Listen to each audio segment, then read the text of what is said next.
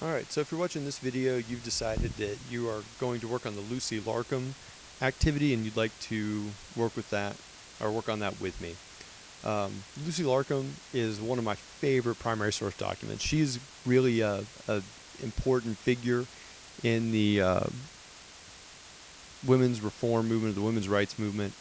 She did some really cool things, but my favorite thing about her is she's an average person. She was just trying to get through life and um, worked really hard, and then importantly wrote all this stuff down so we can read about what it was like later. But anyway, we're going to read about Lucy's life and what she experienced as a young girl, kind of dealing with what you all deal with. Like, she's going to school, doesn't like it. She decides to work for a little while and has some feelings about that too, and the relationship between education and work and figuring out what her place was in the world. Because she had a little bit different adventure growing up than you do now here at mandatory middle school. So this is part of our unit on life in the North, and as factories became more and more common in the North, more and more people ended up working in factories, and one of them was a young Lucy Larcom. Make sure you have this assignment open from your Google Classroom. You can follow along on that tab with my reading, and pause when you need to, and answer the questions. Lucy Larcom, working in a Lowell mill. Some vocabulary you're going to confront includes bobbins, which are thread holders, frolicking, just playing, plowed, P-L-O-U-G-H-E-D, which is the same as plowed and sounds the same as like plowed with a plow outside, like you're preparing something for planting. Evaded means avoided. Unceasing means unending.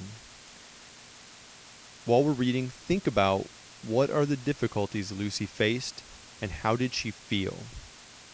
About the reading. Workers in the Lowell, Massachusetts textile mills were mostly young women.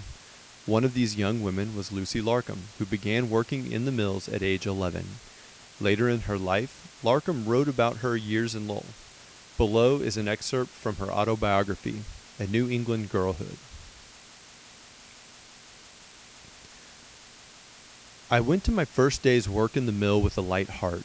The novelty of it made it seem easy, and it really was not hard just to change the bobbins on the spinning frames every 3/4 of an hour or so, with half a dozen other little girls who were doing the same thing.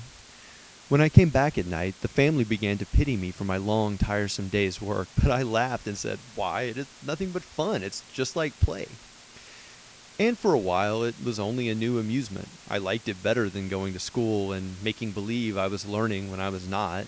And there was a great deal of fun mixed with it. We were not occupied more than half the time.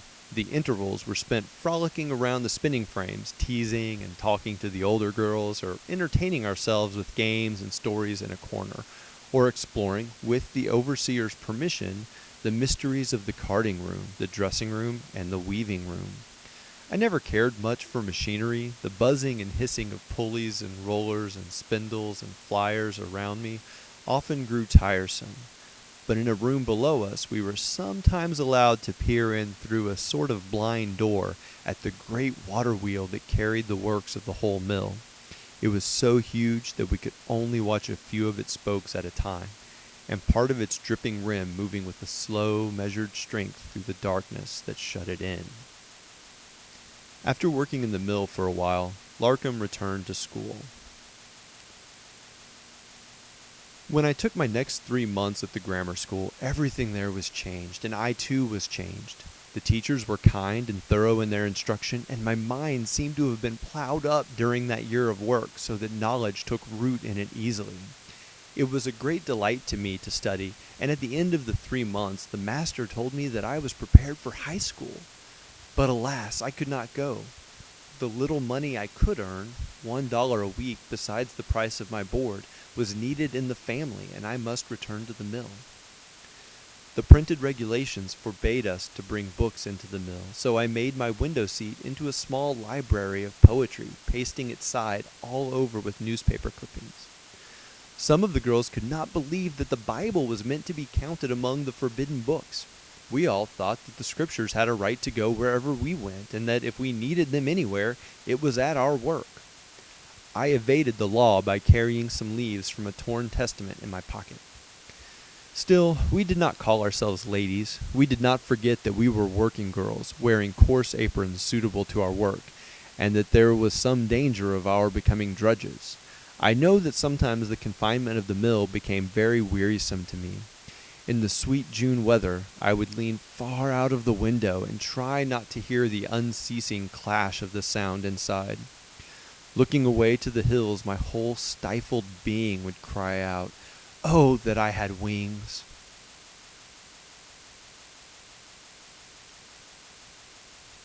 All right, questions. How did Larcom feel about mill work at first? How did those feelings change? In this question, you'll need to restate, answer both parts, and include evidence from the text.